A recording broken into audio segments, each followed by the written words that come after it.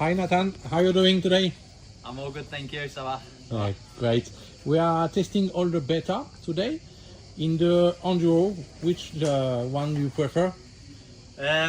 Obviously my 350 is really good for Enduro, but this week I've had the 125. They've built me a 125 like a kind of a race spec, not standard, and it's honestly the one just over there that we can see. Yeah.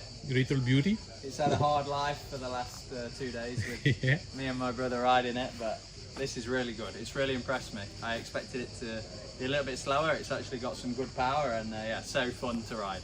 And you tried the 200 to stock as well, or? Not yet, maybe Okay. after. How is going so far for you the EnduroGP this season?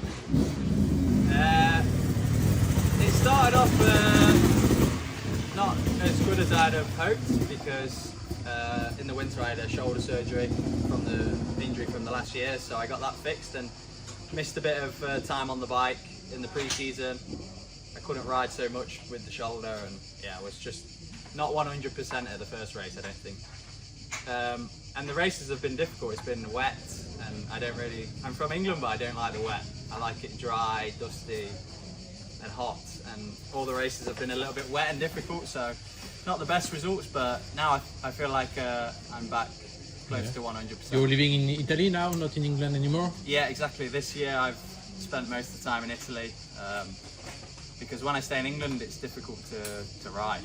Yeah. There's only motocross tracks and only open on Wednesday and on the weekends, and I don't do so many hours, so I've tried to just train more enduro, because in the past I haven't trained so much enduro, so started to train more enduro, and it's easy with the team being here. I can give them the bike and they can prepare the bike, and yeah, it's been good. What do you think it can be missing if you want to have a more gap and go a bit faster for you? The hardest thing for me this season has been I lose all the time on the first lap.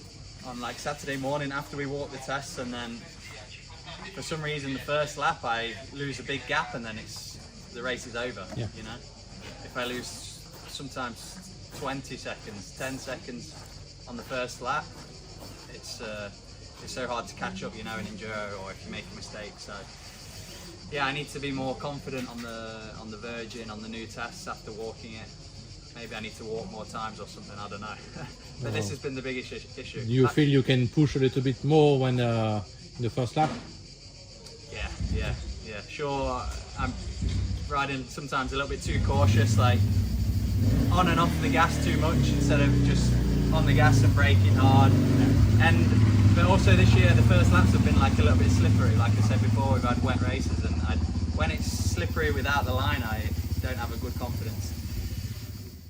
And if tomorrow you're taking the head of the EnduroGP or the film, what the few things that you would like to change eventually? On the rules, the test, or? Obviously our sport is classic enduro. It's been the same for years, but I don't know if it needs to change a little bit with less transfer, more tests, or something, so it's a bit nicer for the spectators to watch, because you know, if you go and watch in the cross test and you can't follow the race, then you're there sitting there for 2 hours without seeing anything. Or you know, if my parents come to see me and they watch me pass one time and then they need to wait 2 hours. Yeah. Like a lot of my friends don't like to come to watch because they say it's boring. It's boring because you don't go enough fast, or? Maybe I don't do enough show. But yeah, maybe this, and also the tests need to be a bit more, from the outside looking in, they need to look a bit more professional or nice. And like, more spectacular as well. Yeah, exactly. Sometimes when we turn up to the race you think it's not exciting to ride this stuff, you know? Yes. Like in Sweden we're going on the tarmac around the sheds and around shit.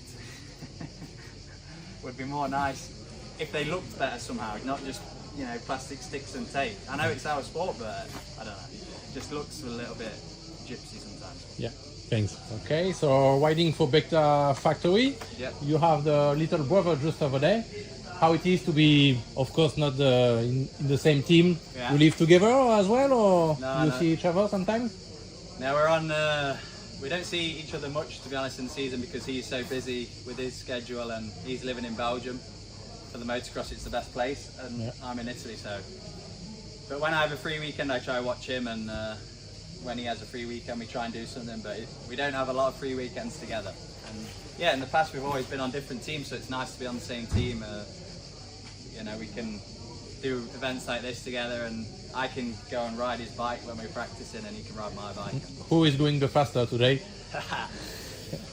Depends which bike. Depends which bike.